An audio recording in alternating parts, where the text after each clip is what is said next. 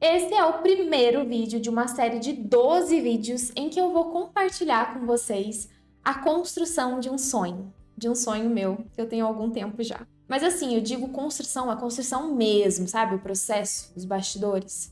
E para ilustrar que é isso mesmo que eu vou fazer, de uma maneira bem visual, eu decidi fazer esse vídeo enquanto eu tô no processo de uma pintura aqui. Muitas vezes, pessoal, a gente olha pro sonho pronto dos outros, né? Aquilo que aparece nas redes sociais pra gente, ou até mesmo de algum conhecido que conquistou algo na vida, e a gente esquece que antes daquele palco, antes daquilo existir, teve muita tentativa, muito erro, né? Medo real mesmo. E também muita coragem para fazer aquilo existir. Então eu sinto que mostrar o processo, o meu processo pelo menos, tem algum valor. Porque talvez alguém aí de vocês esteja assistindo e esteja exatamente nesse lugar, sabe? Que tem uma ideia na cabeça, um desejo, mas não sabe muito bem como começar, ou tá com medo de começar. Então essa série, ela é também sobre isso, sobre abrir as cartas na mesa, mostrar o meu caminho e convidar vocês para caminharem comigo. Mas bom, Marina, que sonho é esse, né? Bom, gente, é um projeto que ele une várias coisas. Que une criatividade, une impacto social, bem-estar e conexão. É um projeto que, como eu falei, eu venho idealizando já faz algum tempo. Mas, pra confessar, assim, não é algo tão fácil, né, de se fazer. Toda vez que a gente cria algo novo, existe um risco. Aquela chance, ou na verdade, chance não, aquela certeza de que não vai sair como a gente imaginou. A única certeza, na verdade, é que eu, no caso, vou errar. E para citar, né, Platão já dizia isso sobre o mundo das ideias, em que tudo no mundo das ideias é perfeito e ideal. Mas a ideia, ela nunca vem intacta para o mundo material. Ela faz essa travessia ganhando imperfeições. Então, para criar, tem que de início já aceitar que nenhuma ideia nasce igual à visão que a gente teve dela, né? O que vale é a tentativa mesmo. A vida é um pouco disso, né? A gente não tem como sempre garantir algum resultado, mas a gente pode sim escolher tentar fazer o que chama a gente de verdade, né? O que faz sentido pro nosso de dentro. Bom, para quem ainda não me conhece, eu sou Marina Marques, sou artista plástica, como vocês podem ver. Talvez você já tenha me visto nas redes sociais pintando ao vivo em casamentos. Este, inclusive, é um quadro que eu fiz em casamento. E vou envernizar, pintar aqui as laterais, assinar. Esse meu processo invisível, que no casamento as pessoas não veem, e os casais também não veem, porque eles só vão ver pronto. Esse é um processo, esse é um bastidor. Então sim, eu sou full-time artista, já faz alguns anos. Mas uma coisa engraçada... Ai, gente, eu vou sentar. Hoje em dia eu sou artista plástica, mas nem sempre eu me vi... Engraçado falar isso, né? Nem sempre eu me vi como uma pessoa criativa, muito menos como artista. E isso me levou para uma carreira, né, para um caminho mais racional. Eu virei engenheira e economista e eu fui trabalhar em banco de investimento, gente, não sei como que eu faço hoje, mas beleza. Nesse tempo eu vivi uma vida completamente distante da arte. Mas por dentro não tava muito legal, sabe? Não tava encaixando. Eu só sentia realmente aquele incômodo. Bom, mas o que mudou? O que fez eu despertar para a arte? Eu vivi uma experiência na Índia. E aquilo, gente, o que eu vivi na Índia foi um choque de realidade tão grande, um choque, assim, emocional, interno mesmo, que depois daquela viagem, quando eu voltei, eu não consegui mais voltar para minha rotina, pro jeito que eu tava levando a minha vida. Sabe como você tem a sensação de que tá vivendo no piloto automático? Quando eu voltei, aquele piloto automático tinha sido completamente destruído. E aí eu comecei a me ouvir cada vez, né, um pouco mais. E aquele sentimento, aquele que antes era um sussurro que falava, não é isso? De repente começou a gritar e me chamar para uma vida mais criativa, me chamar para arte, me chamar para uma vida de mais sentido. A partir daí, então, eu comecei a estudar, comecei a ler e comecei a experimentar mesmo, a treinar a criatividade. E aos poucos, né, como uma criança que mal sabe andar, eu fui construindo essa nova vida. Depois comecei a caminhar com as minhas próprias pernas, falar as minhas primeiras palavras. E hoje eu vivo da arte. E assim, é muito engraçado pensar que houve uma época lá atrás em que eu não me achava criativa. E hoje, assim, é tão contraditório, né? É claro que aquilo sempre esteve em mim, ele só estava sufocado. Então eu sei que muita gente vive assim também, né? Muita gente sente que existe uma parte sua pedindo mais espaço, sabe? Aquela parte mais criativa, mais sensível, mais verdadeira, que em algum momento foi sendo deixada de lado. Sabendo disso, esse projeto, esse sonho meu, que eu comentei desde o início, ele nasce exatamente daí.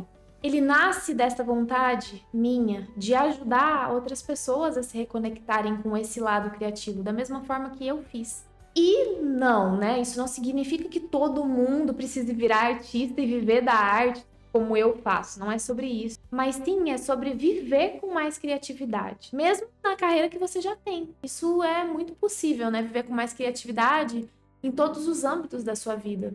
É sobre abrir espaço, né, na rotina para criar. Mesmo que seja algo simples, mesmo que seja pequeno. Mas um gesto criativo pequeno, ele já tem a capacidade de mudar o seu dia, de transformar a vida não só sua, como de outras pessoas.